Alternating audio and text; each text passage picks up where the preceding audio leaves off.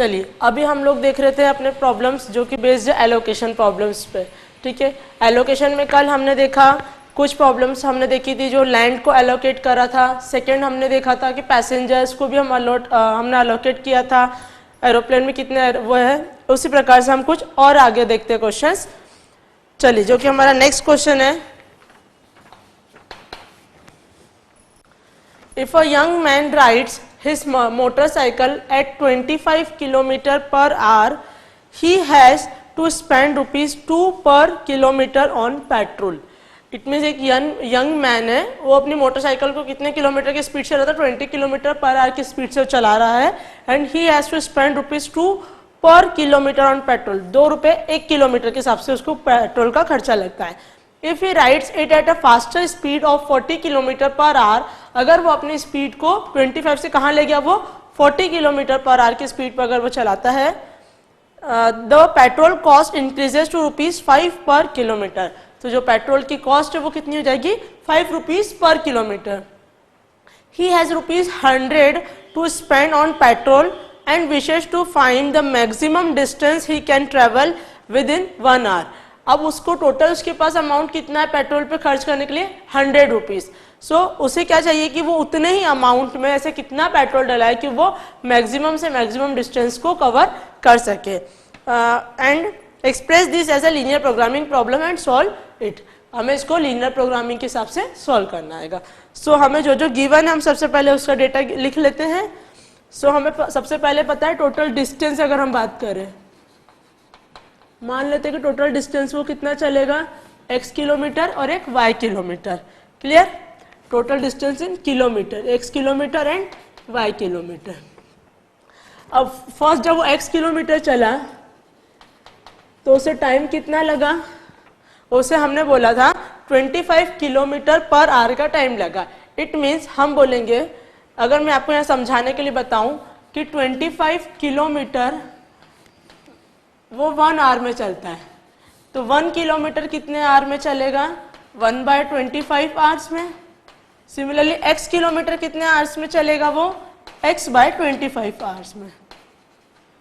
Clear, क्या हुआ इसमें क्वेश्चन में कि हमने माना है कि वो कितना डिस्टेंस, x किलोमीटर डिस्टेंस देकर, तो x किलोमीटर में कितना टाइम लगेगा वो चीज हमें फाइंड आउट करना थी।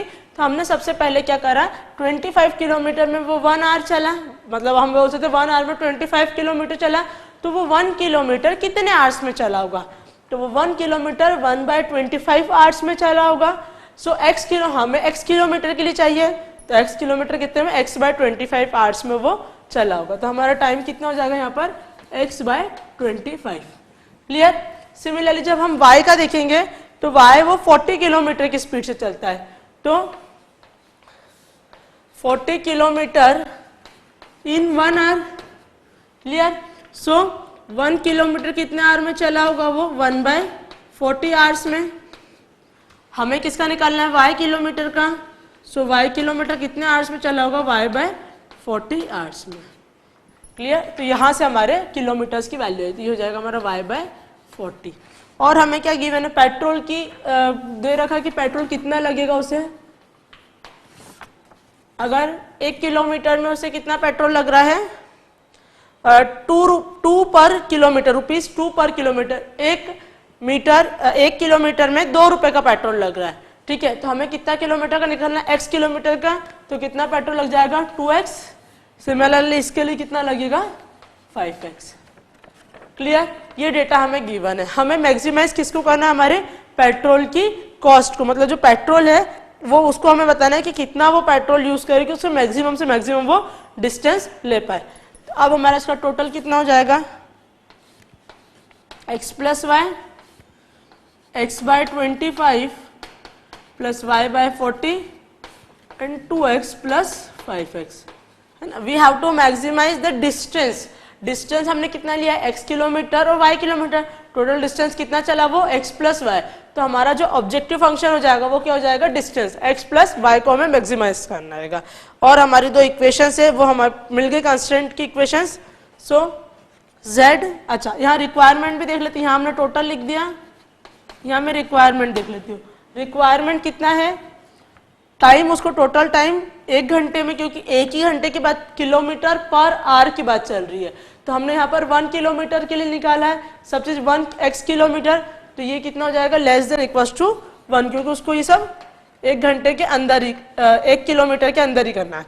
और ये हमारा हो जाएगा लेस देन इक्वल्स टू 100, क्योंकि उसके पास टोटल कितने रुपीज है पेट्रोल पे स्पेंड करने के लिए 100 रुपीज, तो इसलिए इसकी कॉस्ट कितनी हो जाएगी less than equals to 100। So z कितना हो जाएगा हमारा x प्लस वाई, ये हमारा ऑब्जेक्टिव फंक्शन, क्लियर, जिसे हमें मैक्सिमाइज करना है।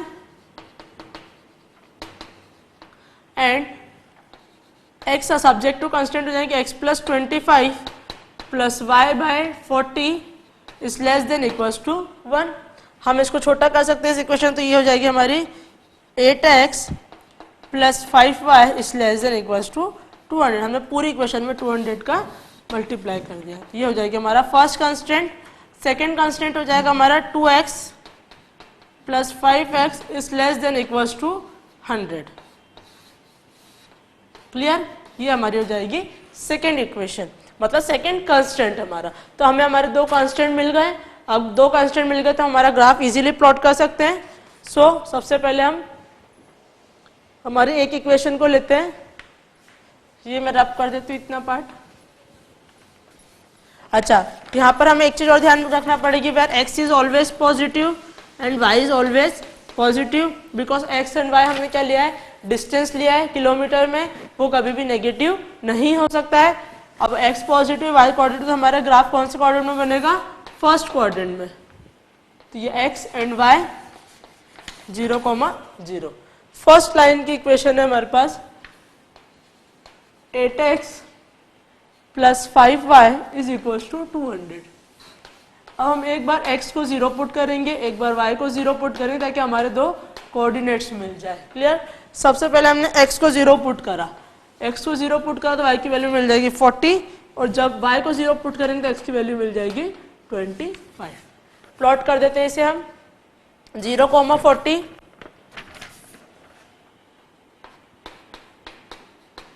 एंड 25,0,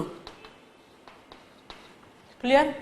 इसको ज्वाइन करते दोनों लाइंस को, इस दोनों पॉइंट्स को, तो हमें जो लाइन मिलेगी उसकी इक्वेशन हम यहाँ लिख देते हैं 8x plus 5y is equal to 200, clear. अब हमें क्या करना है, इसका रिक्वायर्ड रीजन फाइंड आउट करना है। So required region find out करने के लिए हम हमेशा एक नोन पॉइंट जो कि हमें पता है, that is origin in 8x plus 5y is less than equal to 200। जब हम इसमें 0,0 पुट करेंगे तो हमारी इक्वेशन क्या बनेगी, 0 is less than equal to 200, clear. तो क्या ये कंडीशन ट्रू है, यस, ये कंडीशन हमारी ट्रू है। तो ट्रू है तो हमारा रिक्वायर्ड रीजन लाइन के इस साइड वाला, जिसमें हमने ओरिजिन को एज्यूम करा है, मतलब ये यही वाला रीजन हमारा रिक्वायर्ड रीजन हो जाएगा।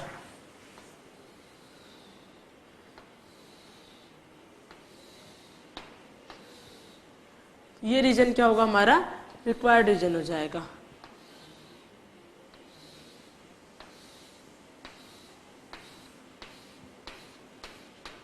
क्लियर। अब वैसे हम सेकेंड इक्वेशन के लिए फाइंड आउट करते हैं।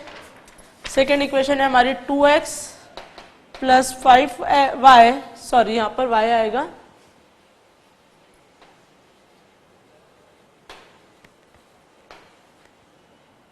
To x plus 5y is less than equals to 100, clear. हमने एक बॉक्स बनाया x एंड y, जब x की वैल्यू 0 पुट करेंगे तो y की वैल्यू आ जाएगी 20, जब y की वैल्यू 0 पुट करेंगे तो x की वैल्यू आ जाएगी 50, क्लियर। अब इस वैल्यूज को मार्क कर देते हैं, ये आ गया 0,20 और यहाँ पर होगा 50,0। 2 पॉइंट्स हमने प्लॉट कर दिए। अब दोनों पॉइंट्स को ज्वाइन करते हैं तो एक लाइन बनेगी हमारे पास। इस लाइन की इक्वेशन है 2x plus 5y is equal to 100, clear. अब इस लाइन के लिए हमारा रिक्वायर्ड रीजन हमें फाइंड आउट करना है। सो हम वापस 0,0 पुट करेंगे, put 0,0 in 2x plus 5y is less than equal to 100। यहाँ पर हम इक्वेशन के लिए निकालते हैं, यहाँ हम इन इक्वेशन लेते हैं, so 0 is less than equals to 100। क्या ये कंडीशन ट्रू है? ट्रू है, यस, ये कंडीशन भी ट्रू है। अगर ये कंडीशन ट्रू है तो हमारा जो रिक्वायर्ड रीजन हो जाएगा इस लाइन के लिए रिक्वायर्ड रीजन ये अंदर वाला रीजन, इट मीन्स ये हमारा रिक्वायर्ड रीजन हो जाएगा।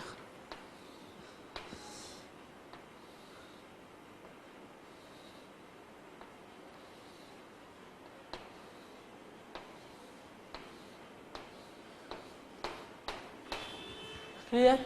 अब हमें दोनों के रिक्वायर्ड रीजन मिल चुके हैं, हमें क्या निकालना है? हमें हमारा फिजिबल रीजन फाइंड आउट करना है। सो फिजिबल रीजन क्या होता है? जो दोनों रिक्वायर्ड रीजन का कॉमन पार्ट होता है उसे हम फिजिबल रीजन बोलते हैं। तो हमारा फिजिबल रीजन कौन सा हो जाएगा? ये वाला रीजन।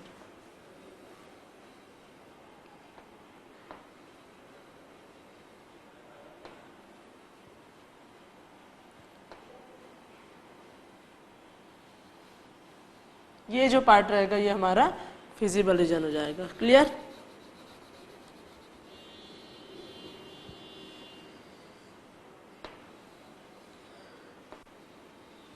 इसको हम यहाँ लिख देते हैं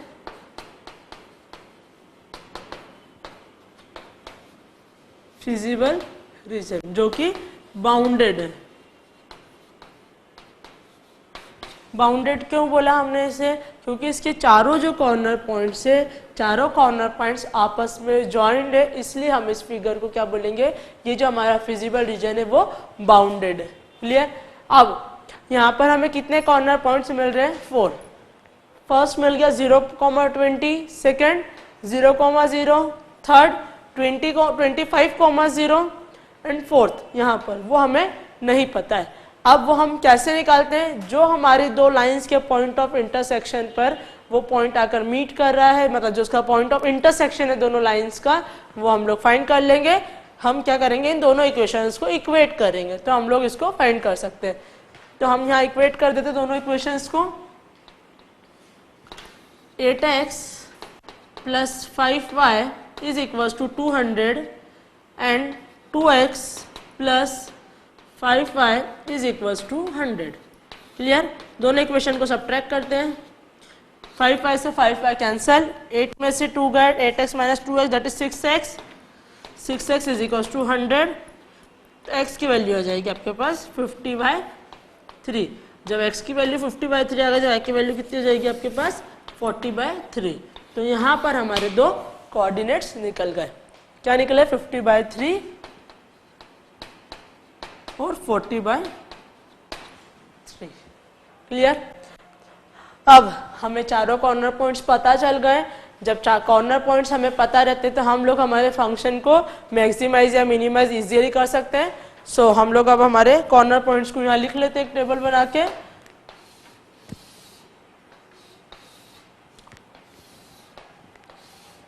कॉर्नर पॉइंट्स एंड यहाँ वैल्यू ऑफ z की इक्वेशन क्या है हमारे पास? x plus Y.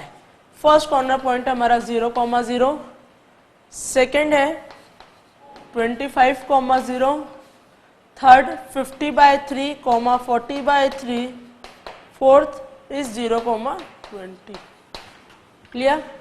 अब हम इन कॉर्नर पॉइंट्स को हमारी z की इक्वेशन में पुट करेंगे। जब हम 0,0 इसमें पुट करेंगे तो आंसर कितना आ जाएगा? 0।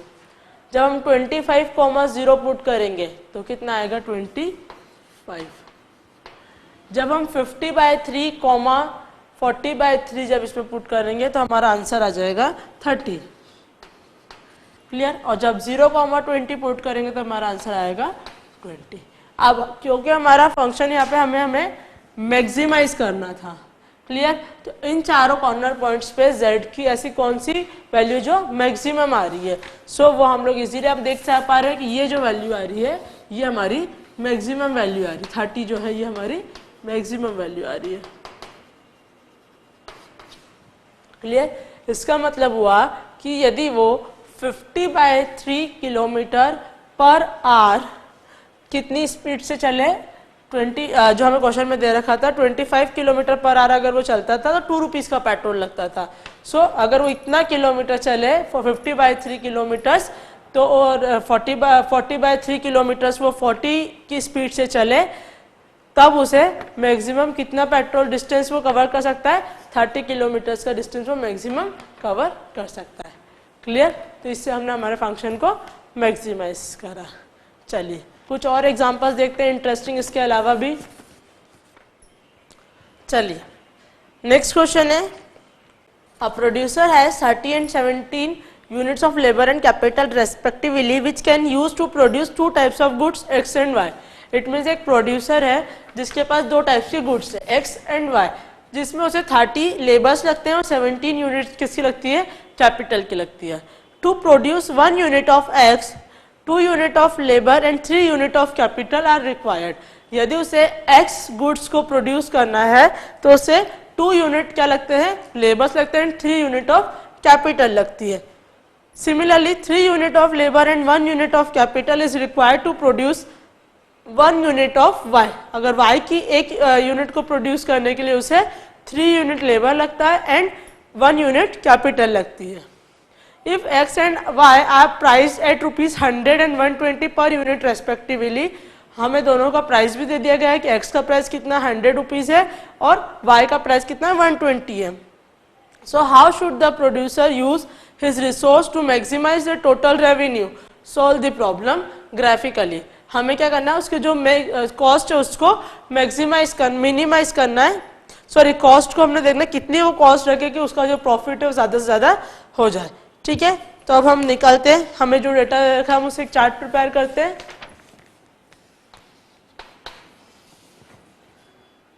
टाइप्स ऑफ गुड, सबसे पहले हम लिख लेते हैं जो हमें दे रखा है।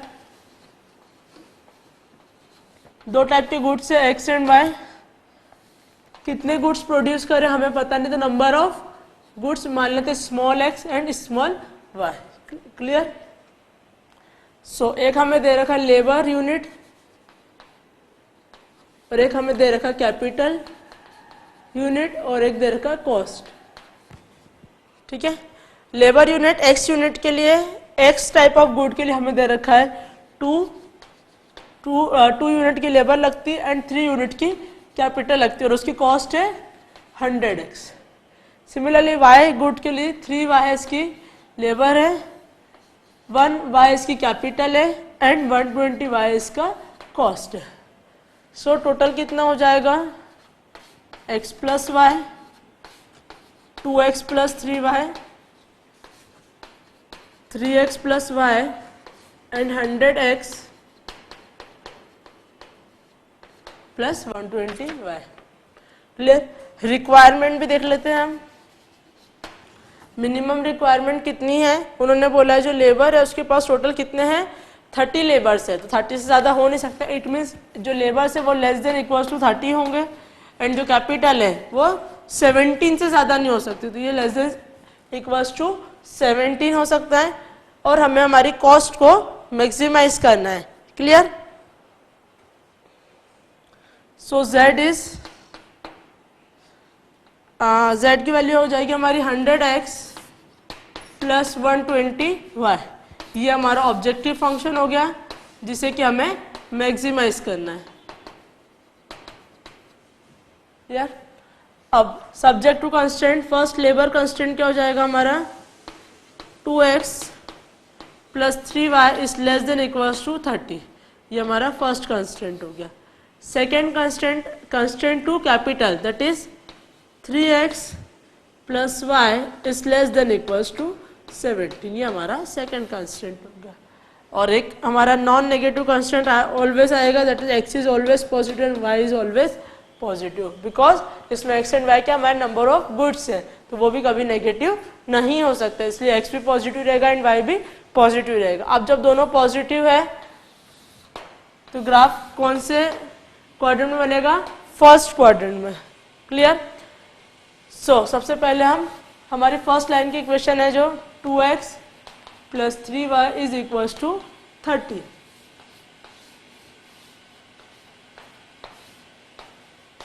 जब हमने x को 0 रखा तो हमारी y की वैल्यू आ जाएगी 10, जब हमने y को 0 पुट करा तो x की वैल्यू आ जाएगी 15।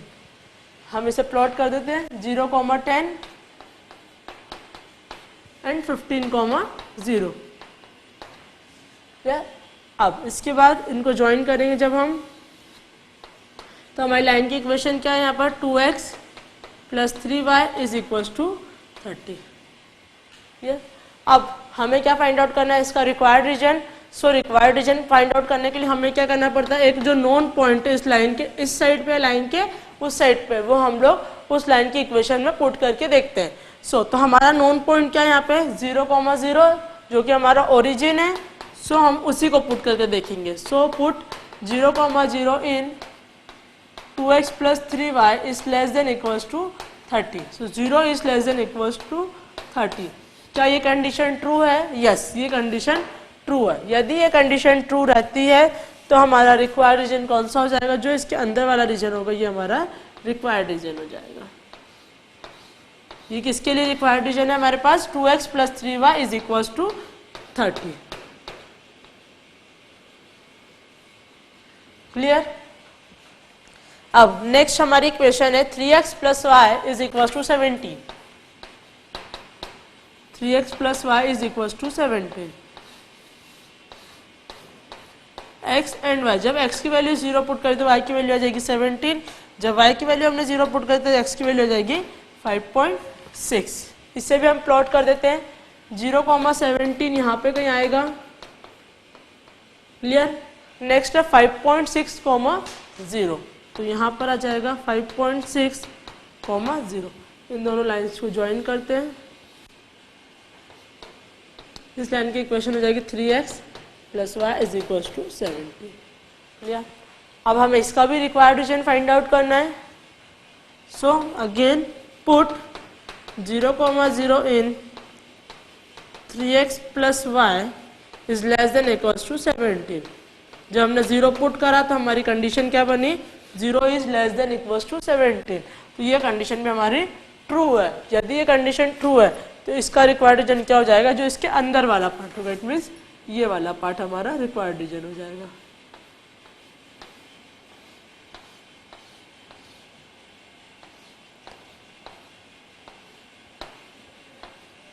क्लियर? बट हमें क्या चाहिए, हमें हमारा फिजिबल रीजन फाइंड आउट करना है।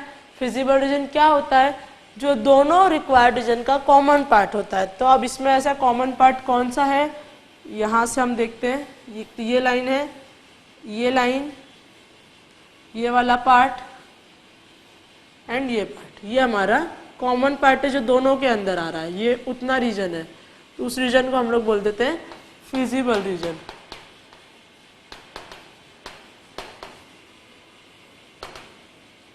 और जो कि बाउंडेड है। क्लियर? बिकॉज चारों कॉर्नर पॉइंट्स इसके आपस में जॉइंड है। अब चारों कॉर्नर पॉइंट्स कौन कौन से हैं हमारे, एक हो जाएगा 0,10, second one is 0,0, third one is 5.6,0 और फोर्थ हमें फाइंड आउट करना पड़ेगा। फोर्थ हम कैसे फाइंड आउट करेंगे, ये कहाँ लाई कर रहा है, इन दोनों लाइंस के पॉइंट ऑफ इंटरसेक्शन पे लाई कर रहा है। तो हम इन दोनों, इस लाइन के दोनों को इक्वेट करेंगे तो हमें दो कोऑर्डिनेट्स मिलेंगे x एंड y के, वही उसके पॉइंट्स रहेंगे। तो हम इसको सॉल्व कर लेते हैं। इस इक्वेशन को हम इस इक्वेशन में 3 का मल्टीप्लाई करके लिख लेते हैं पहले। 9x plus 3y is equal to 51 and 2x plus 3y is equal to 30। दोनों इक्वेशन को सब्ट्रैक्ट कर देंगे। 3y से 3y कैंसिल, 9 में से 2 गया तो 7, 7x इज इक्वल्स टू 21। तो x की वैल्यू आ जाएगी 3। यदि x की वैल्यू 3 आ गई तो y की वैल्यू कितनी आ जाएगी 8। क्लियर? तो हमारे कोऑर्डिनेट्स क्या निकल गए 3,8। तो हमारे एक और कॉर्नर पॉइंट जो हमें नहीं पता था वो अब हमें पता चल गया, वो कि 3,8। अब हमें चारों कॉर्नर पॉइंट्स पता है। हमारे ऑब्जेक्टिव फंक्शन की इक्वेशन क्या है, 100x प्लस 120y। इसमें हम पुट करेंगे चारों कॉर्नर पॉइंट्स को तो हमें हमारी मैक्सिमम वैल्यू मिल जाएगी। हम यहाँ एक टेबल बनाते हैं।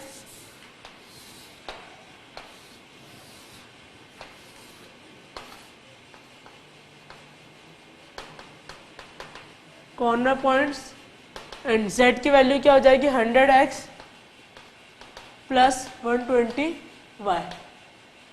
पहला कॉर्नर पॉइंट है हमारा 0,0, next one is 5.6,0, third one is 3,8 and fourth one is 0,10। चारों कॉर्नर पॉइंट्स को हमने लिख दिया। अब इन चारों कॉर्नर पॉइंट्स की वैल्यू हम हमारे z वाले फंक्शन में पुट करेंगे, तो जब हमें इसकी वैल्यू मिल जाएगी 0, जब 5.6,0 पुट करेंगे तो हमें वैल्यू मिलेगी 560।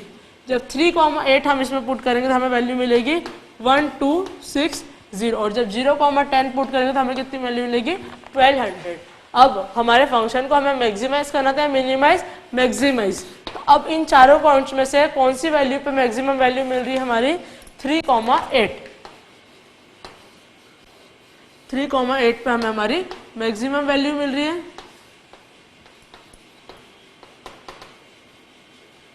मैक्सिमम वैल्यू मिलेगी 1260। क्लियर।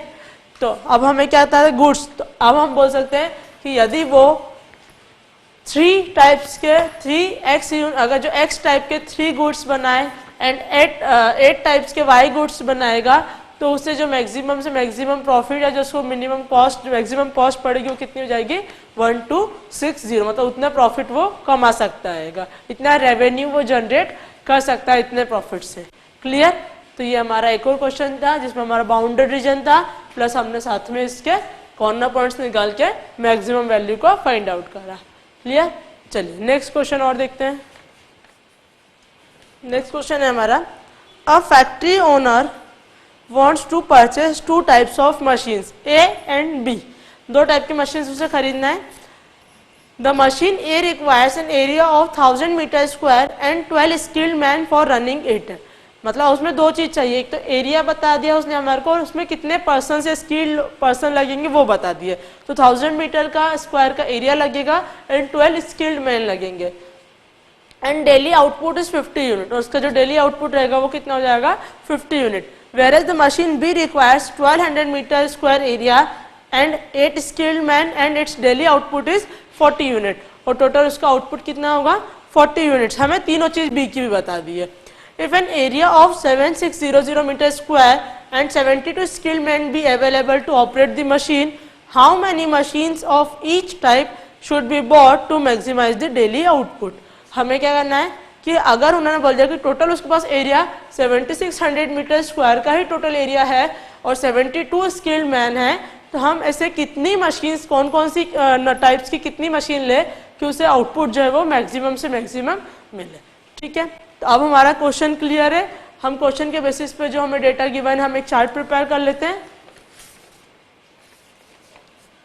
एक तो हमें 2 टाइप की मशीन्स दे रखी है, तो हम टाइप लिख देंगे यहाँ पे ए एंड बी, 2 टाइप की मशीन्स गिवन है।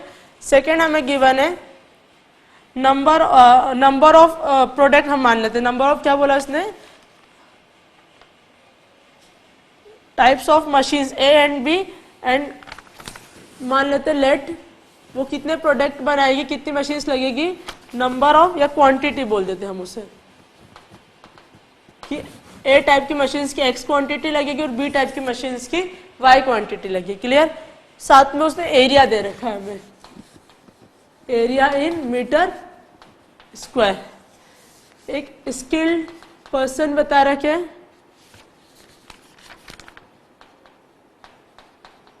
स्किल्ड पर्सन स्किल्ड मैन कितने लगेंगे। नेक्स्ट हमें उसने उसका आउटपुट बता रखा है। क्लियर। अब हमें कितना कितना दे रखा, एरिया दे रखा है ए के लिए, मशीन ए के लिए 1000, 1000x एंड बी के लिए दे रखा है 1200, तो 1200 वाई। स्किल्ड पर्सन स्किल लगेंगे 12 और इसके लिए 18, तो 12x and 18 y. Output machine A देती है 50 और ये देती है 40, तो ये 40 वाई। क्लियर।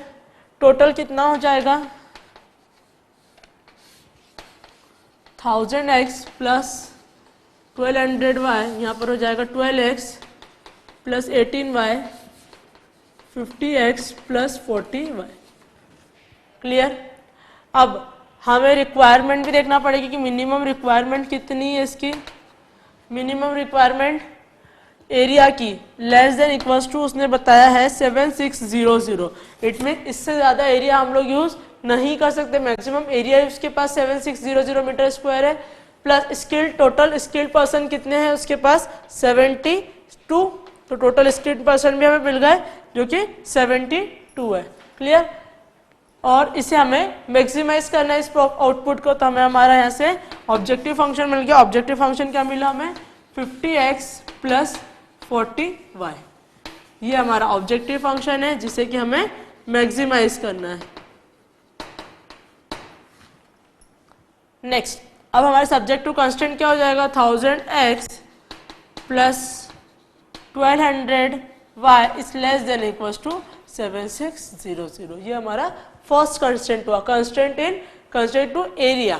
तो इसको हम छोटा करके लिख सकते हैं 3x प्लस 12x फर्स्ट करें ना, हाँ, तो 5x plus 6y is less than equals to 38। ये हमारा फर्स्ट कांस्टेंट हो गया। सेकेंड कांस्टेंट क्या है हमारा? 12x plus 18y is less than equals to 72। तो इसे भी हम लिख सकते हैं 3x प्लस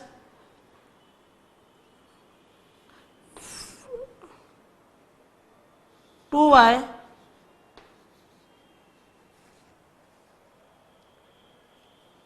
8 है, एक मिनट, यहाँ 8 है, सॉरी। तो 2y is less than equals to 18।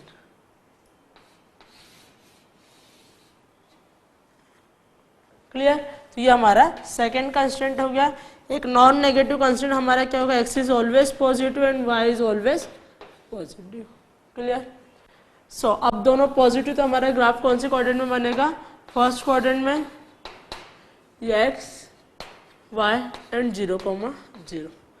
सबसे पहली इक्वेशन हमारी 5x plus 6y is equals to 38। ये हमारी फर्स्ट इक्वेशन है।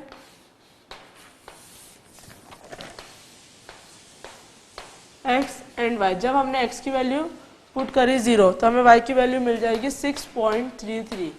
जब हमने y की वैल्यू को 0 पुट करा तो हमारे को x की वैल्यू मिलेगी 7.6। क्लियर? सो 0.666 6.33 ये हमने मार्क कर दी। इधर हमारी 7.6,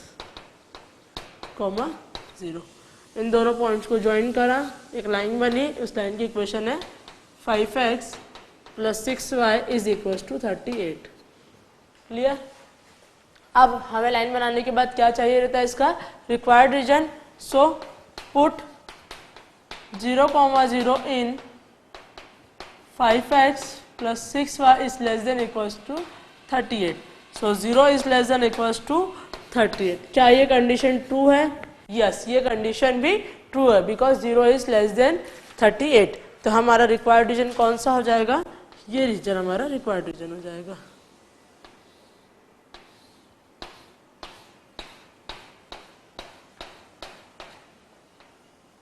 क्लियर?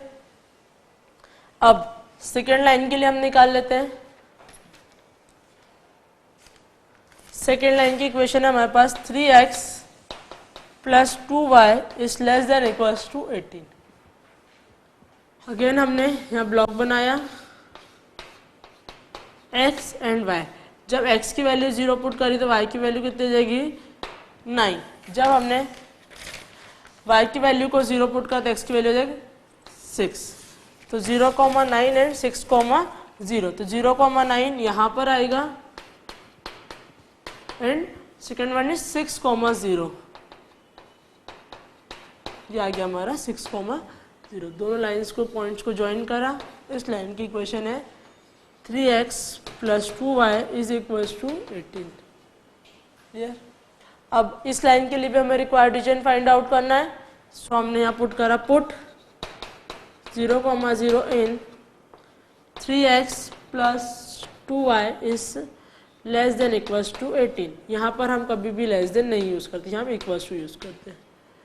सो ये क्या हो जाएगा? 0 is less than equals to 18। क्या ये कंडीशन ट्रू है? यस, ये कंडीशन भी हमारी ट्रू है। तो ये कंडीशन ट्रू है, इट मीन्स इसका रिक्वायर्ड रीजन कौन सा हो जाएगा? जो हमारा अंदर का पार्ट है, इट मीन्स ये वाला जो 0,0 के इस साइड पर आ रहा है, या 0.0 जिस रीजन में आ रहा है उसी रीजन में हमारा रिक्वायर्ड रीजन मिल जाएगा। ये हमारा रिक्वायर्ड रीजन है।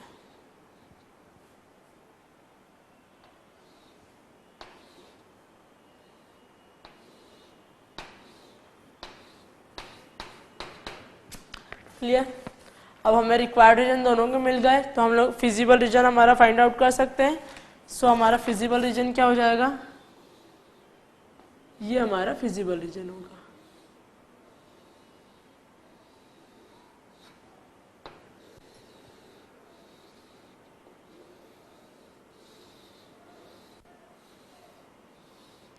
ये हमारा फिजिबल रीजन हो जाएगा।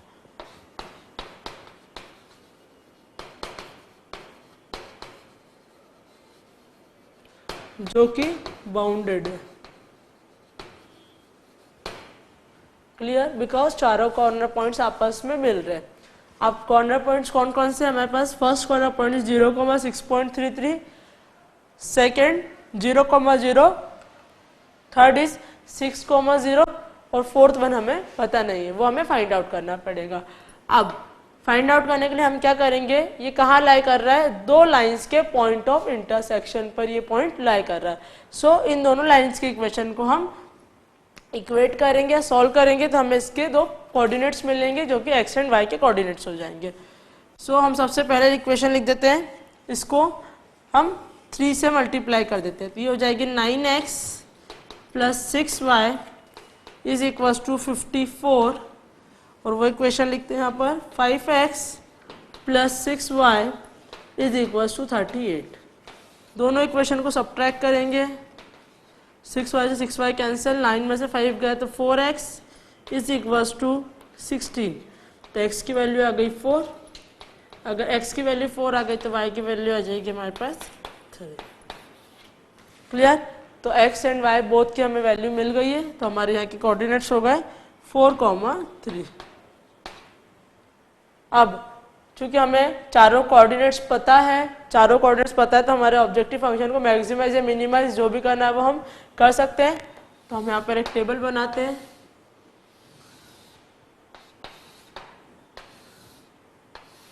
यहाँ हमारे आ जाएंगे कॉर्नर पॉइंट्स और यहाँ पे वैल्यू ऑफ या इक्वेशन ऑफ z की इक्वेशन है 50x + 40y। क्लियर, अब चारों कॉर्नर पॉइंट्स कौन कौन से हैं, फर्स्ट है 0,0, सेकेंड 6,0, थर्ड 4,3 एंड 0,6.33। क्लियर, अब इन चारों कॉर्नर पॉइंट्स को हमारी वैल्यू ऑफ इक्वेशन जो z की दे रखी है उसमें पुट करेंगे तो वैल्यूज निकालते, जब 0 पुट करेंगे तो आंसर आएगा हमारा 0। जब हम 6,0 हम उसमें पुट करेंगे तो हमारा आंसर आ जाएगा 300। जब 4,3 हम पुट करेंगे तो हमारा आंसर आएगा 320 एंड जब 0,6.33 हम उसमें पुट करेंगे तो आंसर आ जाएगा 252। क्लियर, अब जैसे कि हमें क्वेश्चन में बोला गया था कि हमें हमारे फंक्शन को मैक्सिमाइज करना है तो इन चारों वैल्यूज में से मैक्सिमम वैल्यू कौन सी आ रही है हमारी 320 जो कि 4,3 पर आ रही है। तो हमारी मैक्सिमम वैल्यू हो गई 320।